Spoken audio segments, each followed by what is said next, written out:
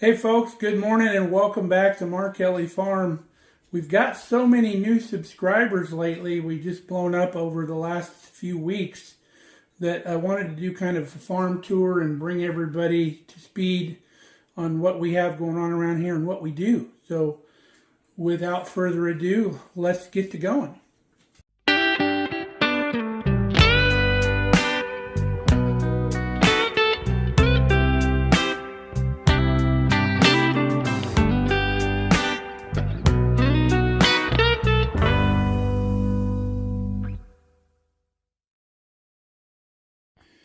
I've been working on a lot of cast iron lately now that we've got our electrolysis tank set up. We did a couple lids for my friend Scott. One of Kelly's co-workers sent this. They found this digging in the dirt at their place. I have no clue what it is. It's not an urn because the top doesn't come off. It's a two-piece construction cast iron. If you know what that is, let me know. And then this is my next project here. This thing's already been through electrolysis, but we have some surface rust to take care of with some vinegar, and we still need to season it. I got this for $1.50 at an auction or yard sale, whatever it was, I forget. But it's a big 2-burner, nice griddle. So let's go outside, and I'll take you around the farm and show you what's going on here. Got a little breeze out here today, so if it's affecting the audio quality, I apologize. So if you don't know the story, my wife and I moved here from California about 5 years ago or a little more. Had to get out of that rat race, and we wanted a place where we could live our dream, homesteading and doing what we wanted to do. So we bought us a little homestead, a little bit less than 5 acres here in central Nebraska. So this is our place. Really love this place. We've made quite a few changes already since we've been here. The biggest change this year is it's finally started to rain. This was all brown a few weeks ago because we had quite a severe drought here in the first part of spring, but we've getting some good rain steadily now, so everything's greening up. I love it during the summer here. During the summer in Nebraska, everything's green because we get afternoon thunderstorms. During the winter, everything is brown. We were just the opposite in California. Everything in the winter was green and everything in the summer was brown. This is our view across the road, neighbor's pasture. The family that we bought our little homestead from, they used to own all of this ground as far as you can see all the way around. Here's the front yard. You can see the roof on the house has been patched. It's the second roof on the house. There's 2 layers of the asphalt shingles. So whenever we get a really high wind, some of the shingles peel off. And our roofer who lives down the road, it's getting harder and harder to find this type of asphalt shingles. So we've just had to take whatever color we can get. We're eventually redoing the whole roof, so we're not really worried about the color. And we're going to enclose this front porch area so we have a covered porch.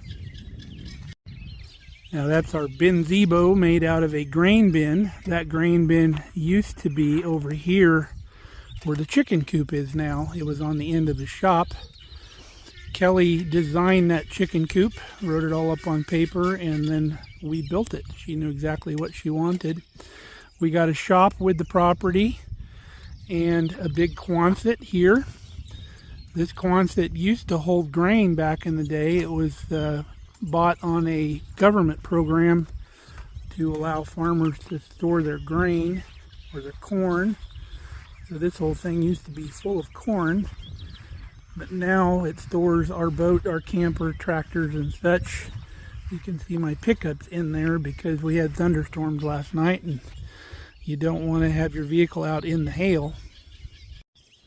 We added this windmill to the property. There was a windmill years ago, but it was way up on the hill and supplied a cistern, which gravity fed to the house. There's no well under this windmill. We found the tower. The neighbor down the road had one that he wasn't using, was just laying over in the field because they went to solar power for their well. And then I found the mill head further up north Our friends Dave and Stephanie helped us put this tower in when they were here one year. And then I had a windmill guy come and install the head up there after I put it back together. So Kelly's chicken coop there has got a nice chicken run on the outside of it. She's got a brooding area on the inside of the chicken coop here on the north end.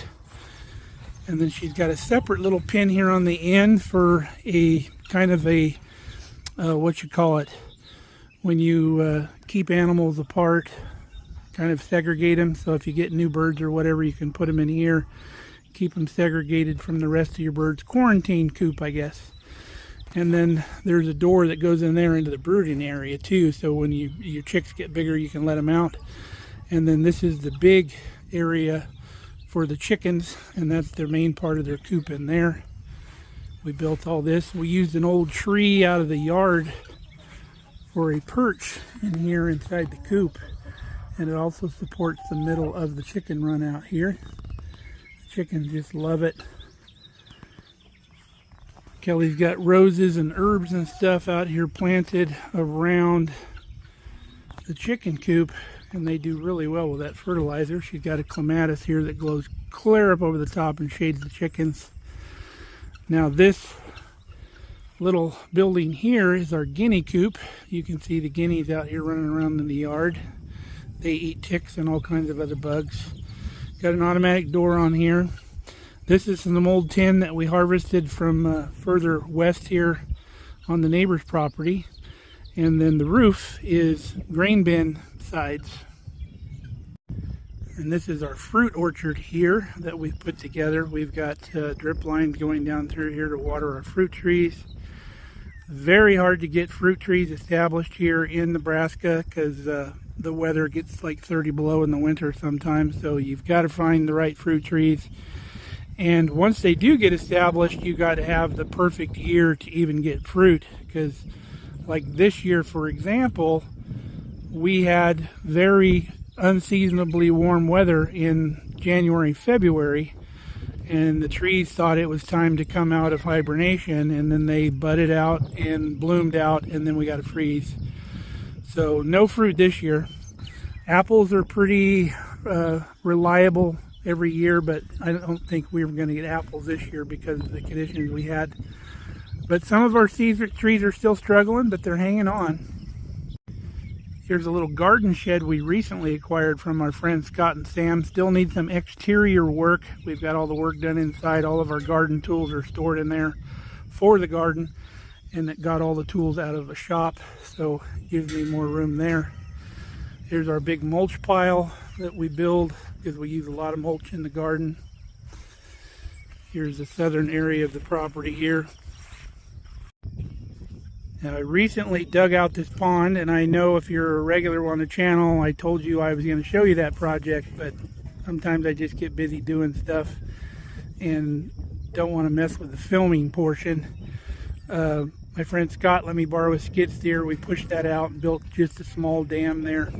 And then since then, we're creating a rain catch system here off the barn. I've got a drain pipe going all the way down into the pond. And then the other day I just finished with this catch basin. The pipe comes up in here. And then I have a continuous gutter guy coming out. It's going to make me a gutter that go the full length of this barn that will drop into this catch basin. There'll be a grate down in here to keep animals and stuff out. And that'll flow all the water, which is quite a bit when we get a heavy rain, right down into our pond.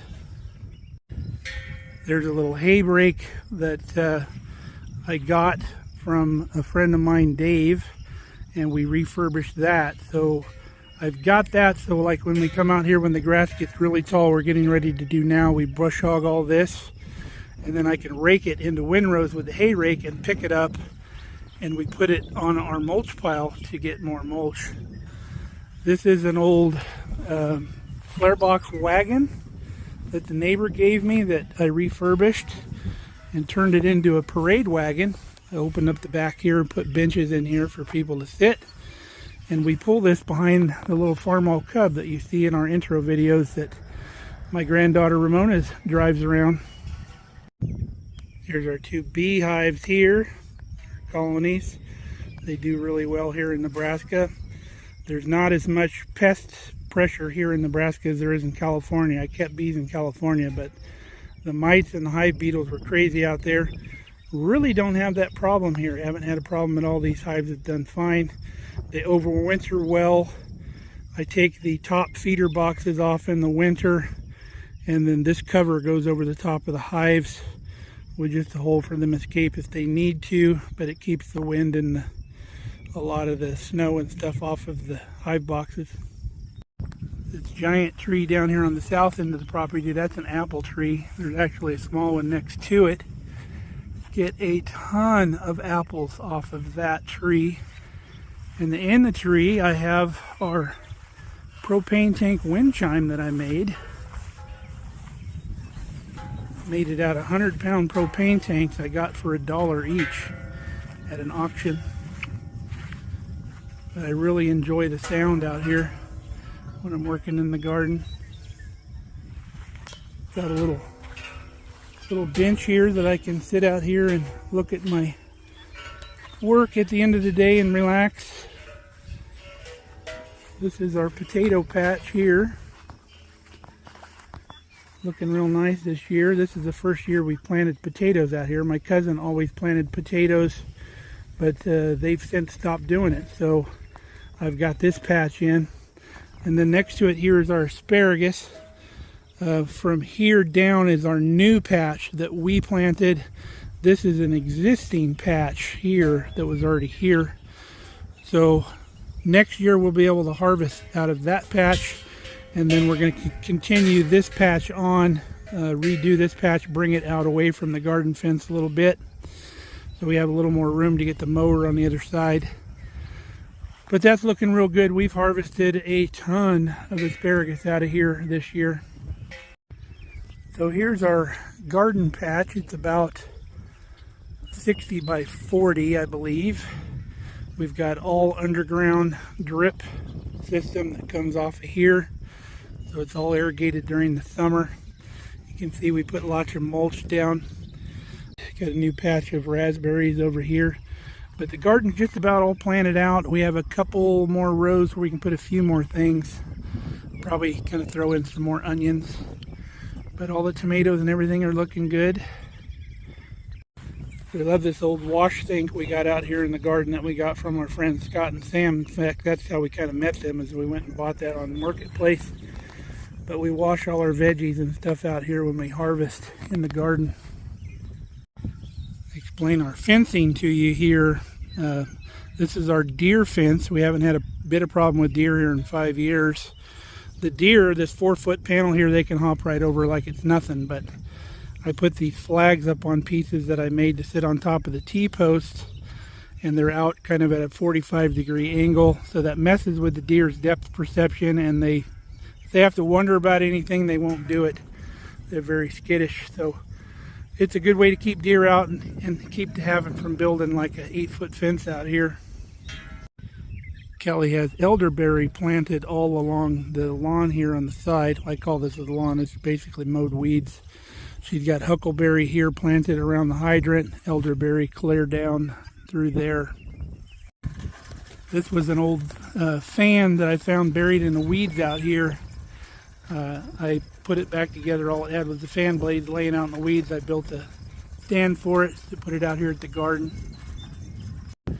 Here's our greenhouse. This used to be a red utility shed that was over where the grain bin, the Benzebo is. We moved it over here, stripped the roof and the walls off of it, and turned it into a greenhouse using the wiggle wire and the greenhouse plastic. These are our water wicking lick tubs here that we grow things in. We have a video on how to make those. Got some spinach over here in this one and some other stuff, some chives, some kale in this one. We get carrots and garlic out here in our herb bed this year.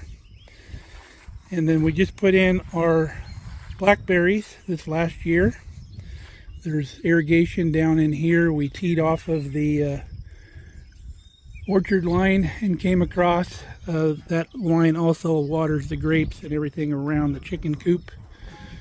But we built this trellis here, I believe, last year, so this will all be blackberries. Still got to prune our grapes.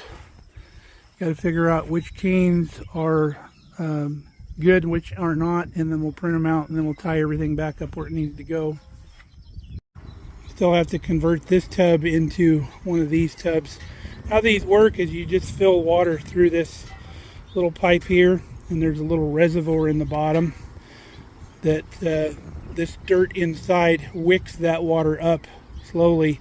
So you have to water these about once a week instead of daily like most pots. Here's the back side of the chicken coop.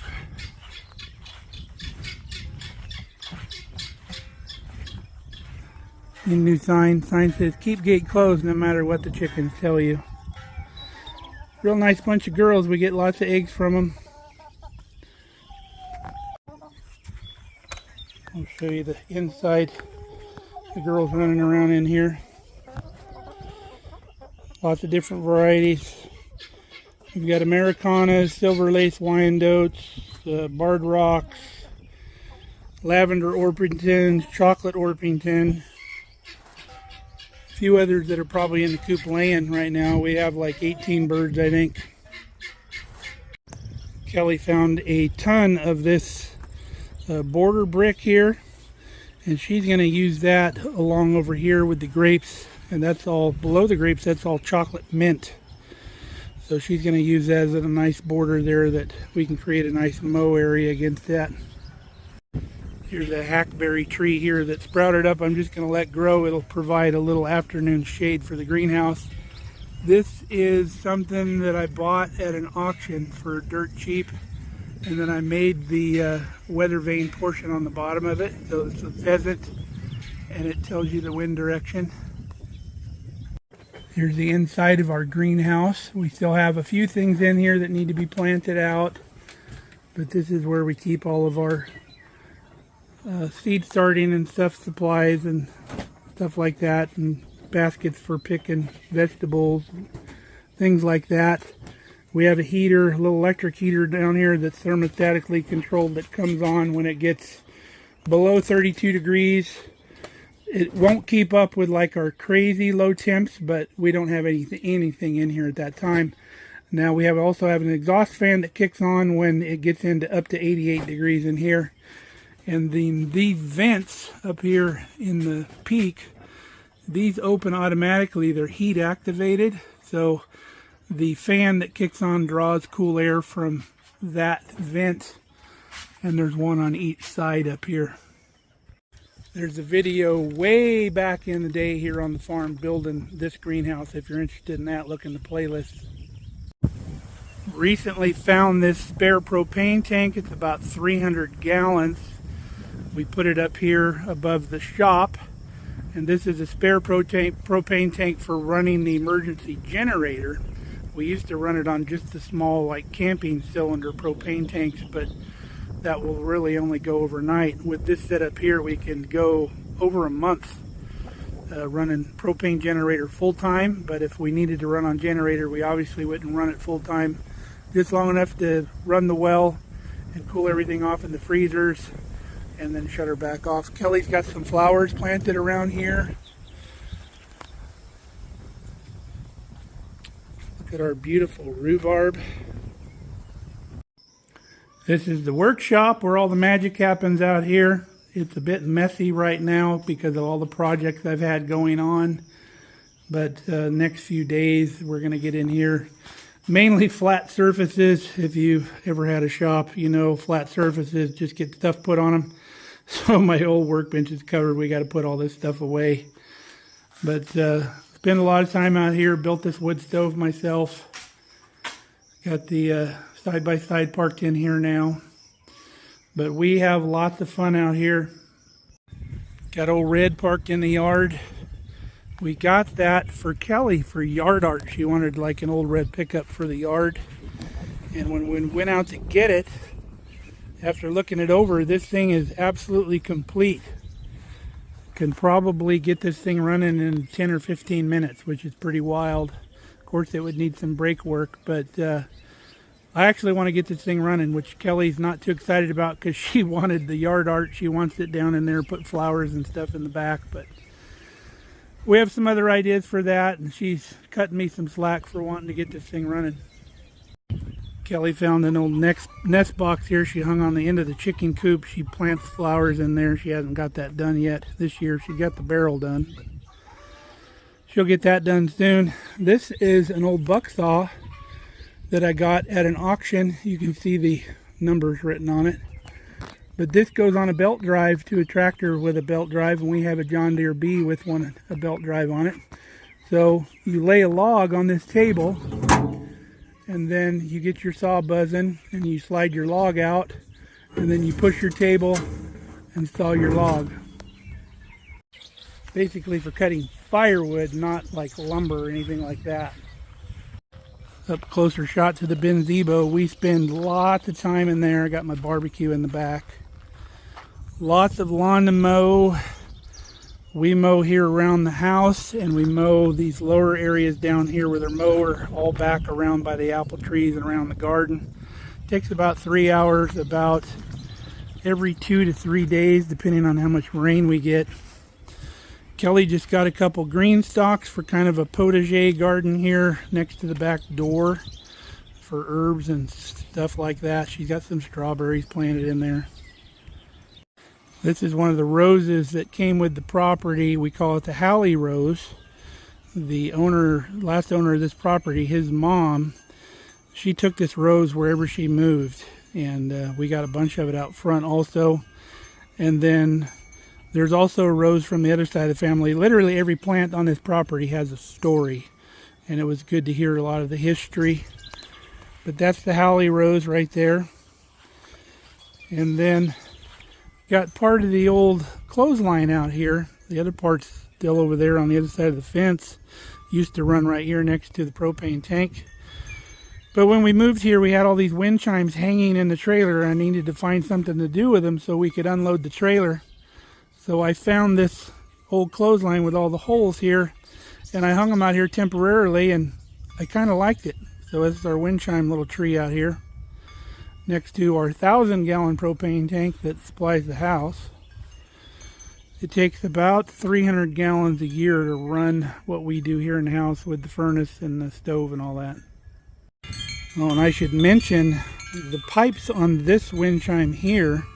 My uncle made this wind chime. This is pipes from my grandpa's dairy farm that were inside the milk house. So that has some sentimental value.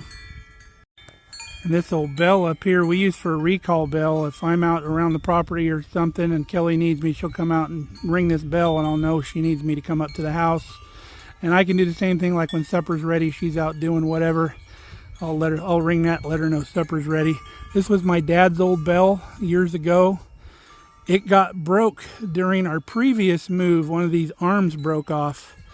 So I fixed it, welded that cast iron up, and made it so it was a good bell again. That was one of my dad's prized possessions. Here's our fire pit out here. It's an old tractor wheel. I'm going to do a bunch of work to this. We're going to decorate this up quite a bit. We'll put some grating and even some like little cooking areas and like a foot rail around the outside. We're really going to turn this into a project here soon. The other thing I got is I got some old cast iron tractor seats that we're going to put on posts, and we're going to put around the fire pit here. It's going to be really cool.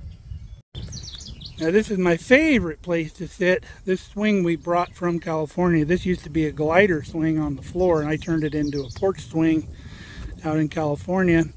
This is part of an old swing set that we found buried in the weeds out back when we bought the property. I cut it all down and re-welded it and turned it into a little chair swing here. I sit here a lot in the shade underneath our quince tree. Love sitting here. Now up this little ramp from the driveway is the back area of the property. We have a big firewood deck over here. You can see how this is elevated on both sides, kind of like a dam. And that's exactly what it was back in the day. This hill up here used to be irrigated a long time ago. And the excess water that would run down, they would catch it back in here and it would keep it from running off in the rest of the homestead here. But it's not used anymore. The only irrigation's in the neighbor's cornfield now that used to be owned by the previous family. But all these logs are all cedar and elm logs that we took out of the shelter belt when we cleaned it up last year. So that's all going to turn into firewood for the shop. And if we ever get our wood stove put in the house, we'll use it for that as well. Got all my tractor implements parked out here, but time to bush hog. We'll move all those out and bush hog all this back here. And then got trailers parked down here. Got 3 different trailers and some more equipment down here behind the dam. Got our man lift, some extra fencing, and some IBC totes. There's a bunch of barbecue wood down there in those totes. It's all hardwood or apple or fruit wood that we use for barbecuing. Got our 3-point wood chipper down here. We use that big tote for watering trees remotely where there's no water. If we plant trees out, we fill that with water and carry it around with a tractor. But our property goes clear to this fence all the way across here. This was an old cattle structure up here, a cattle working structure that the neighbor slowly tearing down. He gave us a bunch of wood and a lot of tin out of that. We were able to harvest out of that. You can see way up on the hill up there, that's where the old windmill used to be. You can see the old pump head still up there. Those trees weren't there. There was a windmill over the top of that. And there's a cistern just to the left of that that held the water. Underground cistern. Can't have above ground cisterns because they would freeze here in Nebraska. And then there was a pipe from that cistern that came all the way down here to the house. So that's the tour. Hope you enjoyed it. If you're new to the channel, you hadn't seen much of it. But got some stuff on the agenda today. Like I said, got to get the bush hog on and start mowing down some of this taller grass around. I also need to put the irrigation drip line in on those potatoes now that they're up out of the ground. And then we're going to mulch over the top of those. You saw the plants were sticking up. We're just going to cover all that with mulch. They'll continue to grow right up through that. It won't hurt them at all. And the potatoes will actually grow into that mulch. And it'll keep the weeds down. So that's on the agenda for today. So we appreciate all the support y'all have been giving us lately with all the likes and views and subscribers and all that. We glad to have you along. If you want to see a lot of stuff that Kelly does here on the farm, check out the Mark Kelly Farm Facebook page and you'll see all of her posts there. She runs the Facebook page. We've got a lot coming up with the garden starting to come up. We're going to be canning, preserving, cooking, all the stuff that y'all enjoy. So stick around for that. Until then, stay safe, stay healthy. We love you guys. We hope you come see us again real soon here on the farm.